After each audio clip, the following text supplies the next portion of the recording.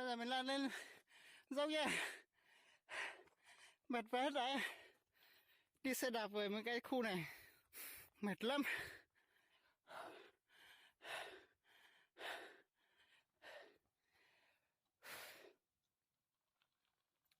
Mệt lắm rồi nha.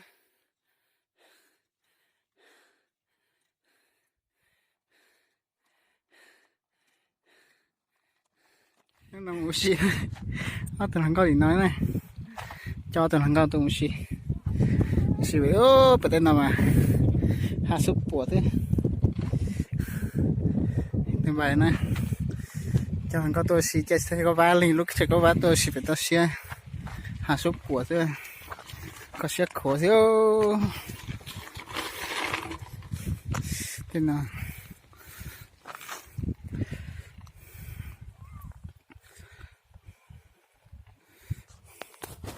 Xe đấy. Xem đi được không á.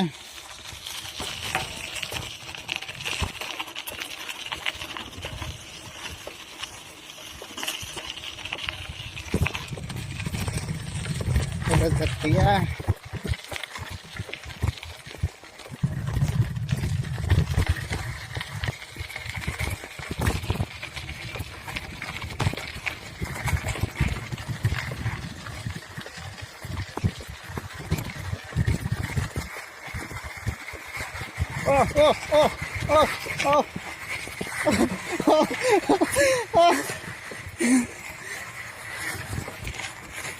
Mẹ để đi được nhá.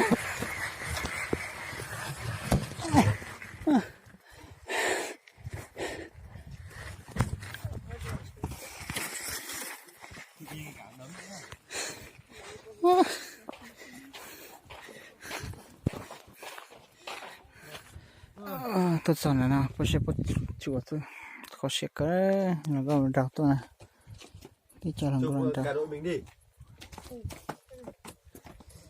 Thế là chưa đưa một kiểu cả đội cả. Tới cái nấm bây giờ người ta chụp hình giùm mày. Chụp ở đâu? Cái nấm đấy. Ra cái nấm chụp đi. Đi. Nướng giờ đoạn này thì đẹp hơn rồi. Đi. Tôi sẽ bắt chuột thế đó. Masih namang cuy sih. Ini lengkap sama cuy nah.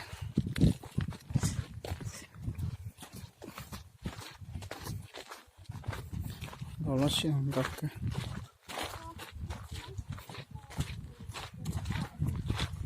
Tuh hasup buah này, sushi, chỉnh sushi hả? Như thế nào? Chỉnh sushi ha.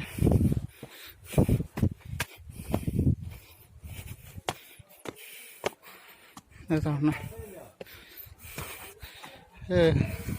Đi đường này mà. Đi đường này. Giải số.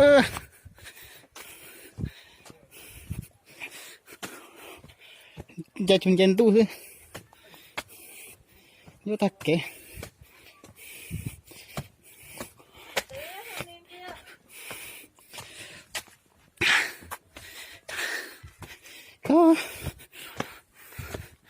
Nhập vào xe thật tài ơ.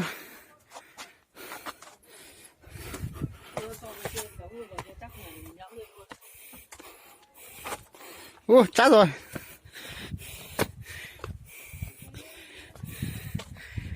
Cầm chơi hết nè.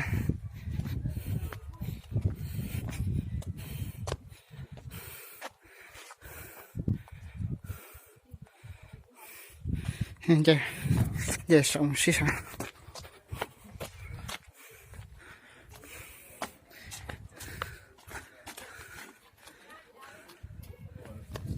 Tôi dập buổi sầu nó này, nó trung qua chơi nó đi xinh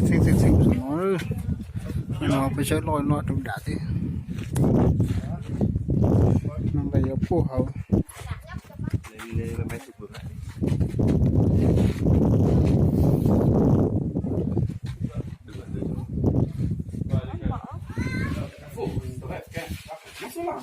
ta xin nó cái nó có chỗ nào đá này kìa. Ah, ya kan cek.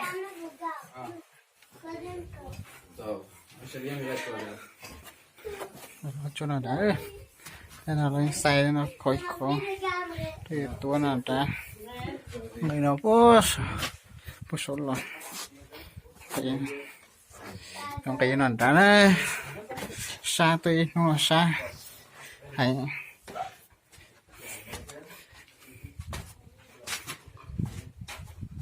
xong cơ là chỉ bỏ khá và chặt rồi chứ ha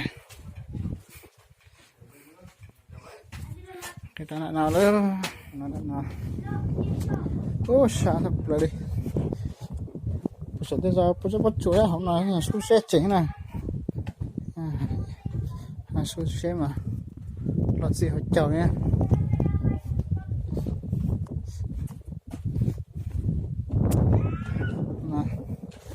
cái đó khó to à thấu người cả nó to đó nó mua lại hư bự to nhá nè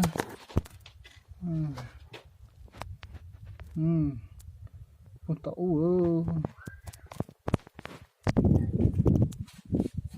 sao nó lớn này tôi thì khó lúc bắt to mẹ này nè lúc bắt to mẹ tôi cái gì hậu đã lớn này này bữa hậu tôi cái bữa hậu tôi này bây giờ bây giờ tôi tập hậu nó nè bây giờ bữa hậu này thì tôi cho phải nó từ bây giờ đồ đá thứ không có cái bữa sau nào bữa sau bắt chuột thôi thì bây giờ bắt chuột nó có hay chụp cái mình gì xí thế bây giờ này không tao nè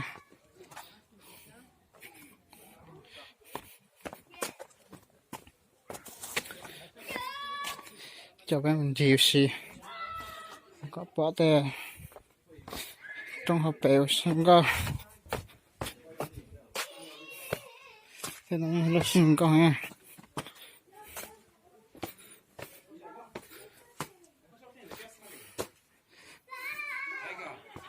tôi chờ Ai Cập tôi chỉ Ai Cập ha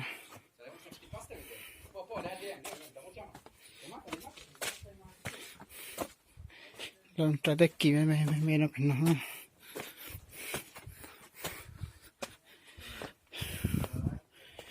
cú hay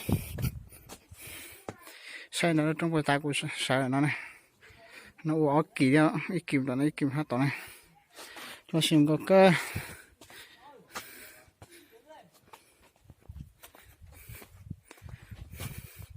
một số nó chuồn làm thế rồi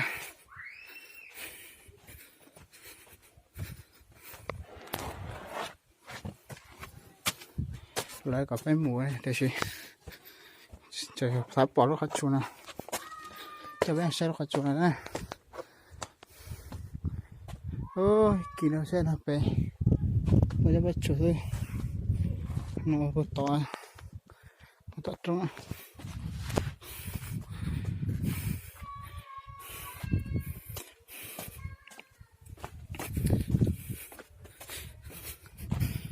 sao bây giờ bắt chuột có hay này nó sẽ phải nó tự nó lại sẽ có sạch trong này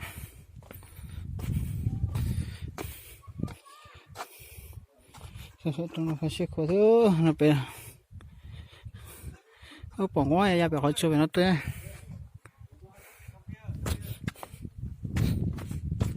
lại cả hô cả mùa bây giờ mùa này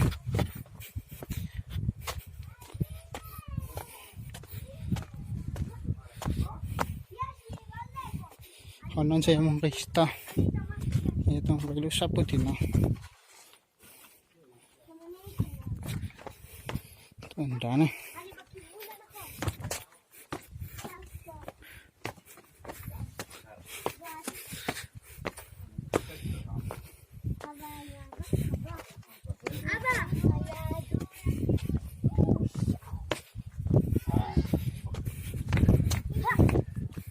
nó cái son đánh đầu cỡ thì nó oh my god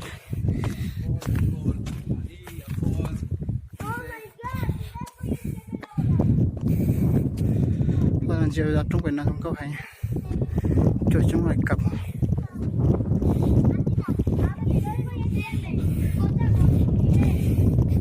trong cái nó sử dụng có hay nè và nó chuột lót cơ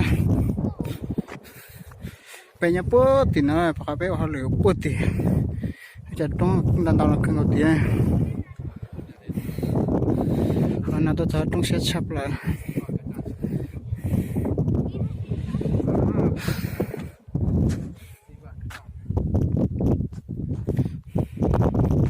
เป็นน้ำมันจะมั้งเชี่ยวชินต้าเป็นที่สิตาสิหาเลยเป็นตาข้ามเจ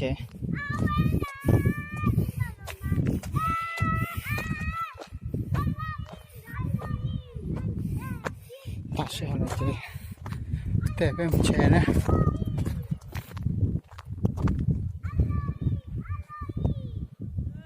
ไป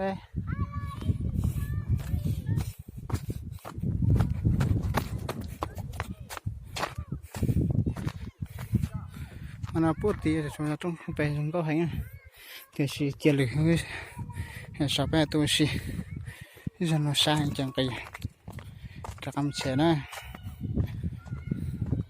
ทางไปเป็นอะไรเนาะสร้างอะไรให้เราหูจะต้องไปมั้ง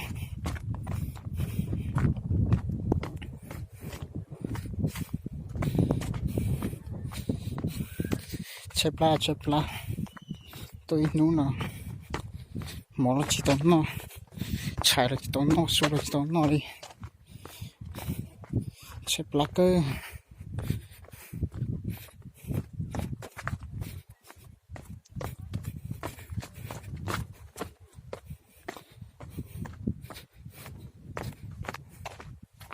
จะเราหัวเบ็ดเบยนะเราหัวเบ็ดเบยฮะนะ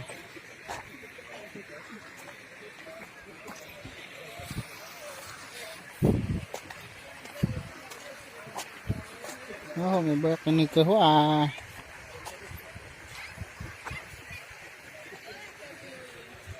มันมีnhiều cá trong này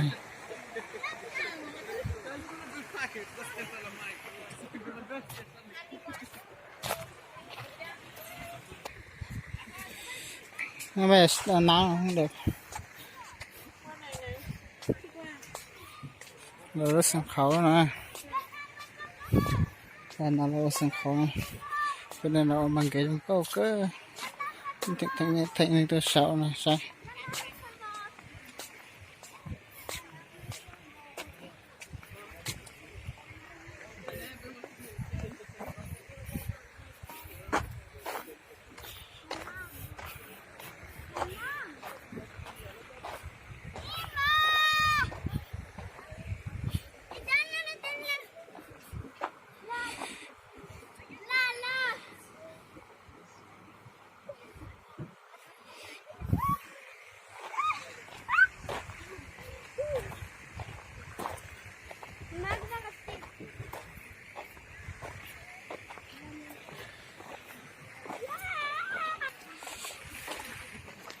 ô chụp lại thôi nhiều xin nó nhiều đây hảo để chơi có bác phương này nó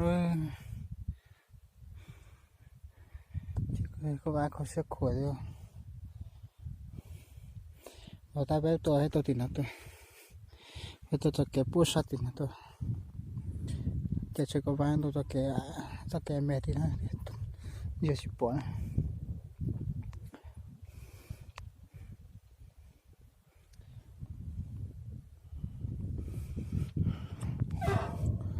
bỏ to lồng chia hả chỉ bỏ cho khó khăn chỉ bỏ xong đây nha đồng chí